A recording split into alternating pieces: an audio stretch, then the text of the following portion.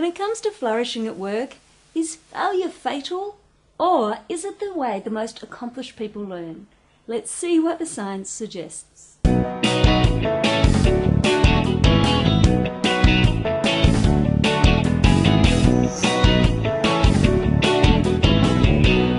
Hi there, Michelle here from Chelle McQuaid TV, where we're helping you find ways to move from functioning to flourishing by putting the latest science to the real-world test.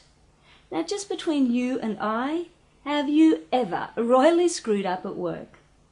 I'm not talking about a little mistake you can sweep under the rug. I'm talking about a turn your face bright red with embarrassment mistake that you think you might be fired for. If you have, don't worry, you're in fine company. For example, Thomas Edison famously said he failed his way to success, requiring 10,000 failed attempts before he finally figured out how to make the light bulb work. So if failure is such an important part of accomplishing great things, why does it feel fatal to so many of us? Well, drum roll please. Professor Carol Dweck has found people who are afraid of failure generally suffer from what she calls a fixed mindset. People with a fixed mindset believe intelligence and talent are hardwired and that they were born with all the natural abilities they'll ever have, and there's little that can be done to improve upon this. Now, not surprisingly, these people tend to avoid challenges, be unwilling to be seen to exert too much effort, and feel threatened by negative feedback for fear any failure will prove to others that they're not really good enough, and there's nothing that they'll be able to do about it. Now, unfortunately, because they're very outcome-focused, both success and failure cause anxiety for people with this mindset. And in particular, failure tends to induce a state of helplessness, making it hard for them to learn from what's happening, causing them to disengage with the problem, and eventually to give up. Now, don't be misled by these descriptions. It's not that these people are complete underachievers. In fact, like most type A personalities, I spent most of my career in a fixed mindset. Didn't do too badly, at one point taking on the role of global brand manager for one of the world's largest firms. But these people, myself included, are generally constantly stressed out from keeping up the facade that they're perfect. And as a result, they tend to plateau out and achieve less than they're really capable of. Luckily, Carol also found some people have a growth mindset. Now, people with this mindset believe they're born with the capacity to improve their intelligence and talents through learning and effort. And as a result, they tend to create learning goals around mastery and competence.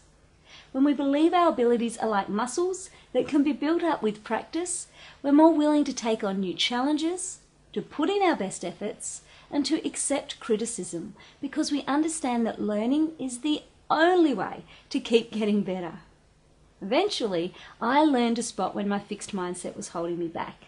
It was usually when I'd hear that little voice inside my head telling me, "You're not good enough." I came to understand I didn't have to accept this as a fait accompli, and instead learn to ask, is that absolutely true in this circumstance? You know what? It turns out even if I wasn't 100% sure I could pull off what was being asked of me, I knew I'd learn a lot from the experience at the very least, and get probably most of the way there and keep getting better and better at what I was doing because I was willing to learn from it.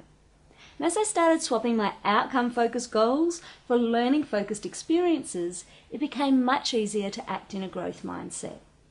By being willing to accept that learning, even through failure, is part of the journey to the greatest accomplishments, not only did I lower my levels of stress dramatically, but I achieved things I never would have dared dream of.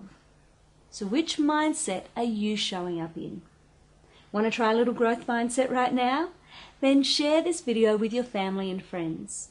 And if you'd like more practical and playful ideas from the latest science on human flourishing, then be sure to subscribe, or stop by michellemcquaid.com and leave your name and email address so you can hear all our news first. In the meantime, thanks so much for watching Chelle McQuaid TV. Remember, you are good enough, so don't be afraid to let your light shine. Until next time, take care. I'm talking about a turn-your-face bright red with embarrassment mistake that you think you might be fired for. Like the time I lost 100 sheep down in the middle of Melbourne. Yeah, just trotted off where we hadn't stopped any cars, shoppers trying to cross the road, sheep causing havoc. Took me a week to get out of bed and face the music for.